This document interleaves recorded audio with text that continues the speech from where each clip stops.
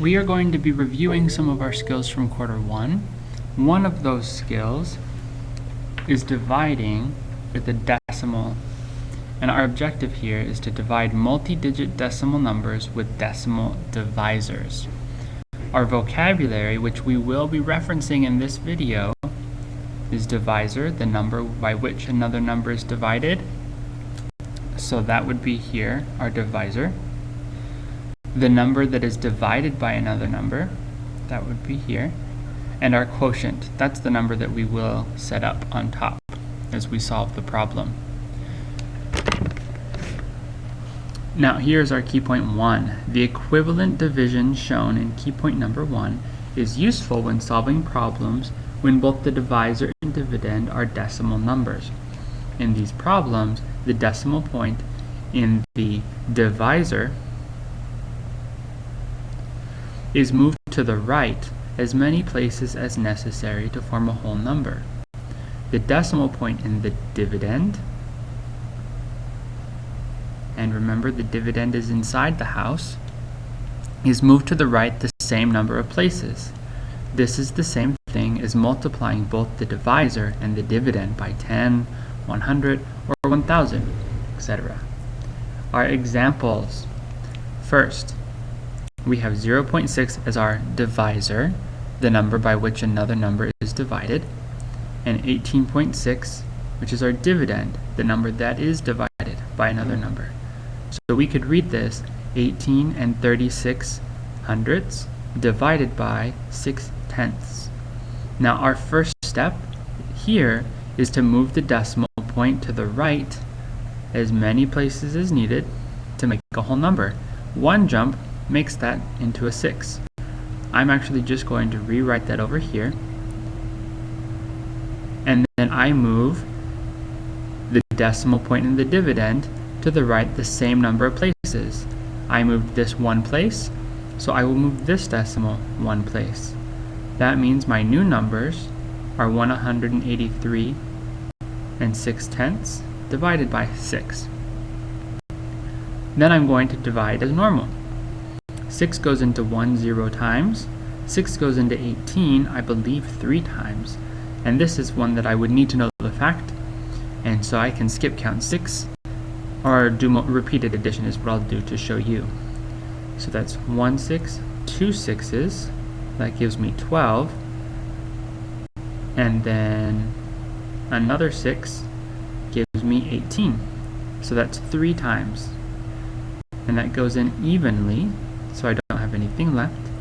I bring down the 3. 6 goes into 3 0 times. I'm going to add my decimal up here. When I have my dividend and quotient, they are aligned. The decimal places are aligned. So because it went into 3 0 times, I can now bring down the 6. I don't need to worry about the decimal down here. So we have 36. 6, I happen to know, goes into 36 6 times. But you could continue with repeated addition to check that. I'm not going to do that here because I've run out of space. But in your work, you would be able to continue up or use a scratch piece of paper. So I know that 6 times 6 is 36. And that's my final answer. So we have 30.6, or 30 and 6/10 is my quotient. Again, the number that we write on top. This number that tells me how many times my divisor fits into my dividend is my quotient. Now, question 4. First, we move the decimal over to create a whole number. Because 2 and 2/10 is not a whole number, we move it over 2 times to create a new number, 22. Then I do the same with my dividend. So I'm going to set that number up as 712 and 8/10. And now I divide as normal. Now this is a bigger number, so this is going to be a slightly more complicated division problem, especially because it is 2 digits. Now I know 22 does not fit into 7, but it should fit into 71 at least a few times. I'm going to guess and check for this, and I'm going to say that it might fit 3 times. So 3 times 22 gives me 6, and 6, so 66. And I don't think I can get any closer, because if I go up another, we can always double check. That would give me 88, which is too big to fit into 71. So I will write 3 in my quotient, and then I will subtract 66 from 71. Now I know that the difference here is 5, but I can also show that with my working, crossing out the 7 to leave a 6, and create 11 over here. 11 minus 6 gives me 5, 6 minus 6 gives me 0. And I bring down the 2. Now 66 is too big, so I can guess and check again. And, oh, not 4, times 2. 22 times 2 gives me 44, which does fit. So I write 44. So 52 minus 44. Now I happen to know that the difference here is 8, but I can show that with my working. So that's a 4 left there, and I make a 12. So 12 minus 4 gives me 8. And 4 minus 4 gives me 0. And then I'll bring down this final 8. And I almost forgot two important things. From my 44, I write a 2 in the quotient, because 22 fits into 44 2 times, which was the number that we decided on, because that was smaller than 52. But the next number would have been too big. Then I need to write that decimal place. So the two things that I almost forgot were to write my number in the quotient. So 44 was 22 times 2. And then my decimal, because my decimal and my quotient and my dividend need to be aligned. Now it looks like this is my final step, because 22 times 4 gives me 88. So I can subtract that and get 0. So my final answer is 32 and 4/10. Now, I'm not going to practice any more problems with you here, but I am going to show you another problem that does have a very different, that involves a slightly different scale.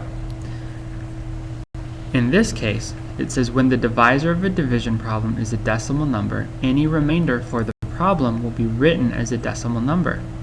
After the decimal point is moved by multiplying by 10, 100, 1000, etc., it's just described in key point 2, which I'm a little confused right now, but I think that should be here. 0 should be added to the end of the dividend. And the procedure for dividing continued until the decimal quotient terminates or repeats. As 6th graders, you should plan on adding no more than 3 zeros. So here we have a problem. First, going back up to my key step 1, or key point 1, I need to make sure that that I move my decimal over to the right, however many times I need to create a whole number. So that whole number is 12. And then I do the same thing in my dividend. My decimal point is here because this is a whole number. The decimal point comes at the very end. So I need to move it over 2 times. To fill in those spaces, I will add zeros. And now I have a decimal place at the end. We usually do not write the decimal place at the end of a whole number. We only write it if it is, for example, money. We might write 0 cents. Or if I'm trying to show something more specific. But generally, if there is no decimal place, then we know it is a whole number. And the decimal would be right here at the end of the number. So let's go ahead and take a look at this problem. 12 does not fit into 1. 12 does fit into 14. And I know that that's 1 time because 14 and 12 are very close, only 2 numbers apart. So I bring down this 4, and that gives me 24. And I know that 12 goes into 24 2 times. And I can check that here. 12 times 2, 2 times 2 gives me 4, 2 times 1 gives me 2. And it so happens that I have zeros for the rest of my problem, so I can put zeros all the way along. So in this case, I added my zeros at the beginning, when I needed to, when I moved over my decimal. Let's do one more problem together. Here we have 0 and 25 hundredths and 235 and 5 tenths. I'm going to move over the decimal. I moved it over 2 spaces, so I have to move it over 2 spaces here. Because I had to move it over one more place than I had a number for, I add a 0. So now we have 25 going into let's see, it's going to become 23,550. I know that it goes into 2 0 times, it goes into 23 0 times. So now I need to see how many times it fits into 235. I know it's not going to be 10, because I know that if it was 10 it would be 250. This is too small. I'm going to try 9. 9 times 5 gives me 45. 9 times 2 gives me 18. If I add 2, then that gives me 22. That does fit, 225. I'll write my 9 up here and subtract. 5 minus 5 gives me 0. 3 minus 2 gives me 1. 2 minus 2 gives me 0.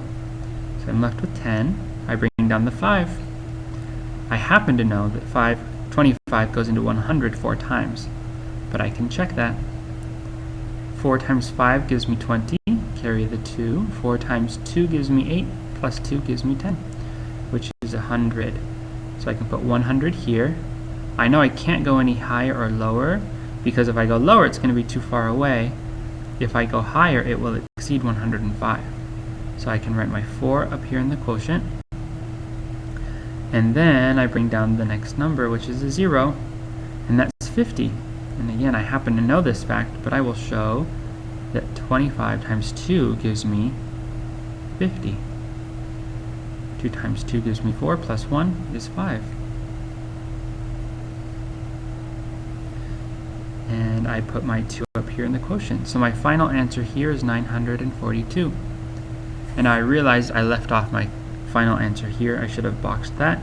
It was 1,200. There are some problems here which you can try.